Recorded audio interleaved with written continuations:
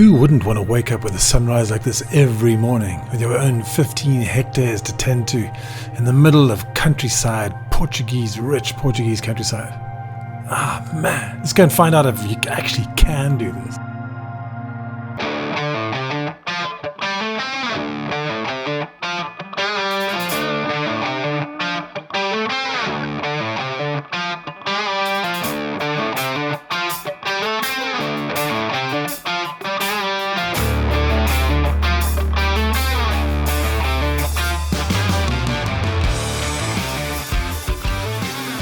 Right, so we're on the road again, heading out to Ourique. Just come back from a whole day's touring around the Algarve yesterday, and now we're out to Ourique again. So it's going to spend the night out there, and we're going to speak to some amazing people who live out there, and I think they're actually selling their house. I know they're selling their house, actually. So if you want to buy a house in the middle of the Alentejo, we're going to go and scope out Ourique from a perspective of relocating to a small little town in the Alentejo, to see if it's possible.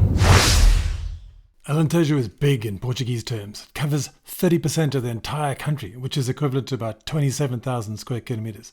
But it only has a population of 530,000 people. The Alentejo region is divided into the following 4 districts: Beja, Évora, Porto Alegre, and the Alentejo Litoral, or the coastal Alentejo. Today, we're heading up to Ourique in the Beja region, and it's not far. It's only an hour away from Faro and about 1 hour and 50 minutes from Lisbon.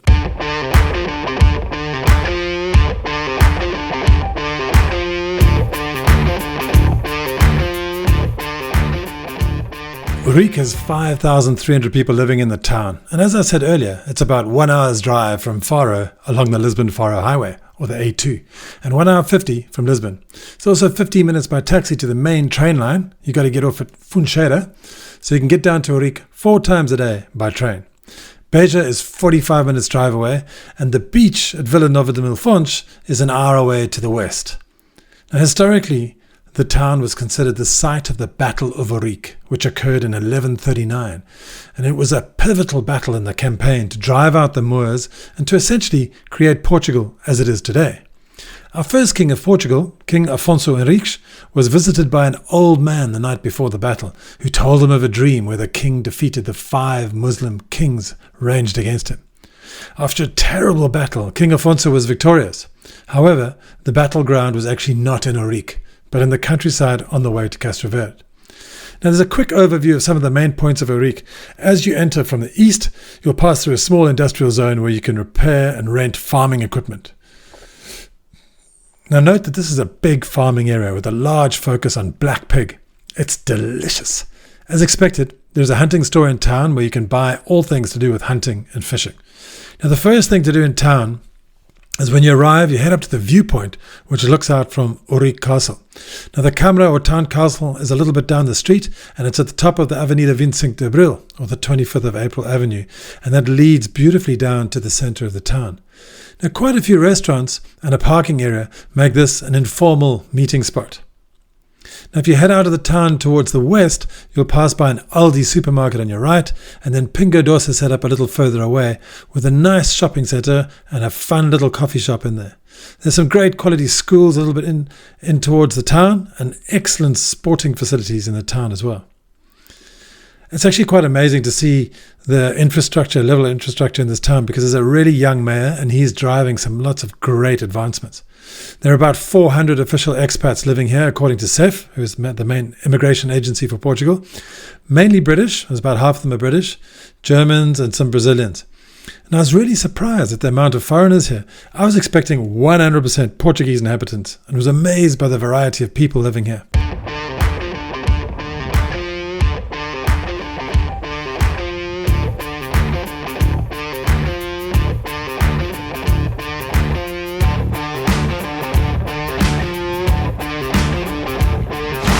I met up with Nikki, a local yoga teacher, and we chatted about how she moved over here and how she enjoys living in Ourique.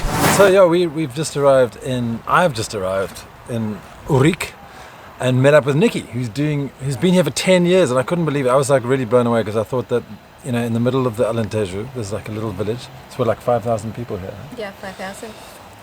And and there's a whole massive band of expats. So how did you find out that there were expats here? We didn't until we got here. Right. When we first put our daughter into school here, we realised that there were some English parents, and of course then it was easy for us to make some friends to begin with. And then it kind of just progressed from there once we started to put the kids in some activities and realised there were more and more expats in the kids. Amazing. And you said there's not just English people here, there's French and Germans. French, Dutch, German, yeah, lots of expats. And more coming all the time. More and more come in. Dynamics have definitely changed here. There are more younger families come in, kids. So yeah. As opposed to retirees normally. Yeah, exactly. Normally that would be the case, but over the last few years, it's definitely changed. And do you think that people, I don't know, I would imagine that coming to a little village like this in the Alentejo, you'd need to be a little bit more adventurous than people who go down to Lagos, for example, or yeah, you definitely do. I mean, there is everything you need here. From the banks, there's libraries, there's the supermarkets. But yeah, you do need to be a bit more adventurous and kind of get out there a bit. It's quite a quiet town. Yeah. And what do you do for work? I teach yoga. Okay. I teach yoga in the schools and to seniors and the expats here actually. But at the moment there's groups of a combination of Portuguese people and the English speaking. So if you were to say to an expat who has just arrived, and like maybe they saw this video and they say, oh, Ourique looks like quite a nice place, how would they start connecting with expats when they arrived here? I guess actually just the first thing is go on. Obviously, go to yoga class. You can come to yoga class, yeah. I mean, please do. But there is a Facebook page, the Ourique Facebook page, and everything goes on there from activities, information.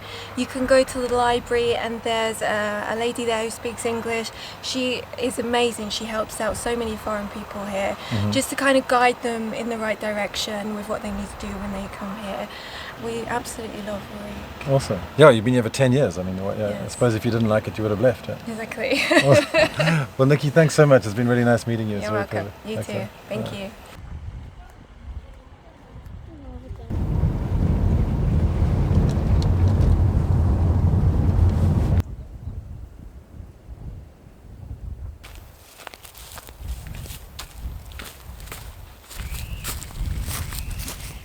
This is amazing. I can really feel it. It's like the land of the black pig, portugal. And it's just, I love behind me, if you can see these cork trees and just silhouettes. And this is typical classic Alentejo. And I've never seen it anywhere else in the world. But I'm sure you'll get similar landscapes to this in Spain. But it just feels so unique to Portugal. Oh, wow, man. This is absolutely amazing. I love this countryside. It is so absolutely unique to Portugal, as I keep on saying.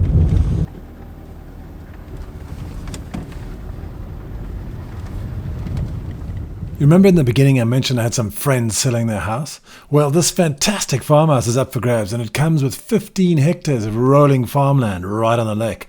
It's a spectacular piece which we'll explore in a bit, but the house itself is 300 square meters of covered area and is a 3-bedroom, 3-bathroom layout with all the bedrooms on the one side.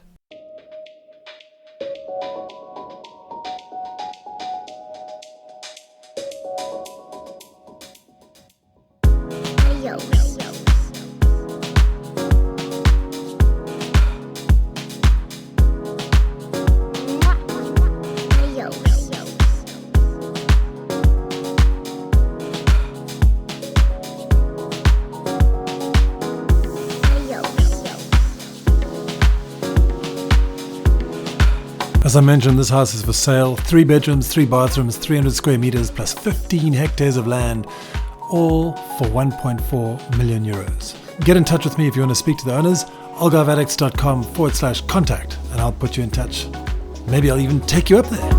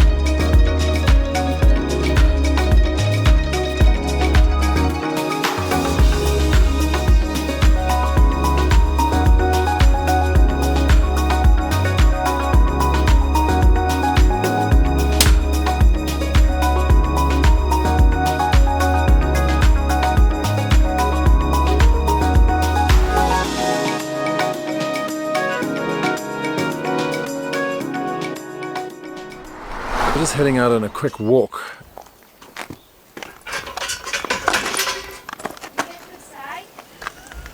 You see, I'm not a farm boy.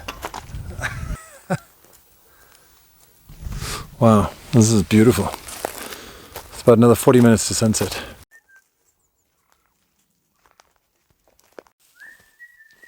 Hey, you, come here.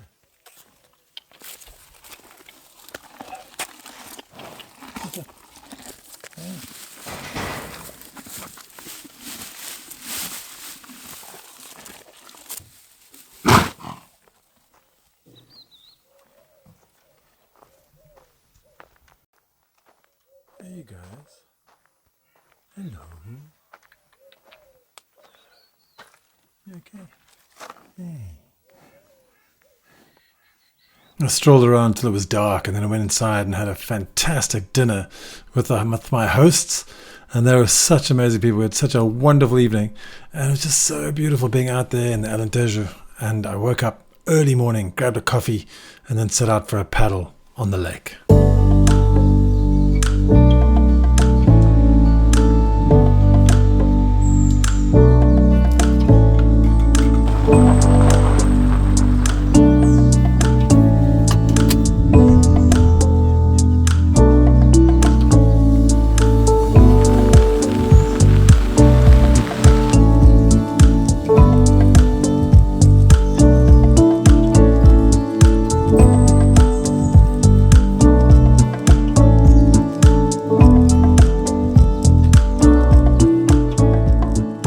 So it's sunrise.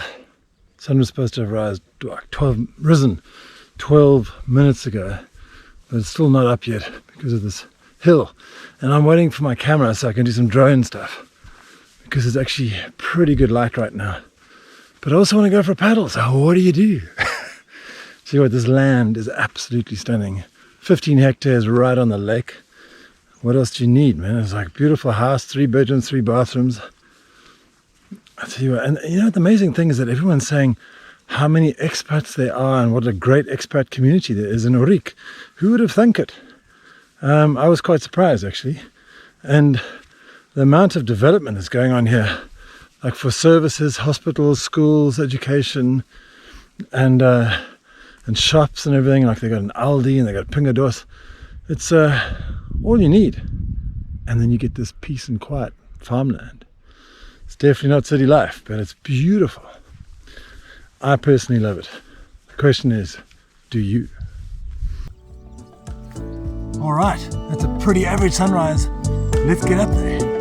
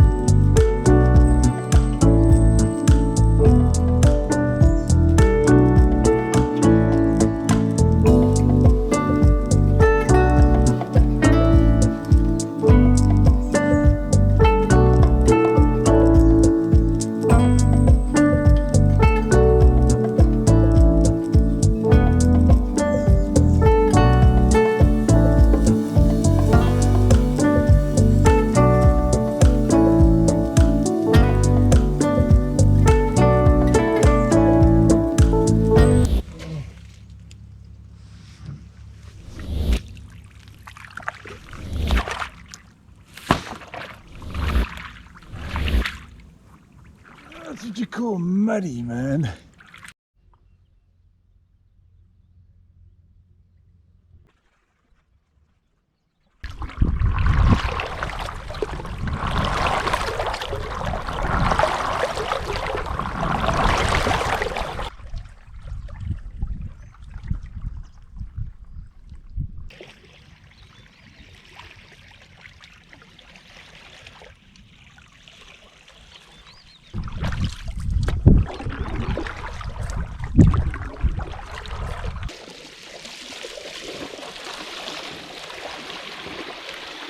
Suppose I better head back for breakfast soon.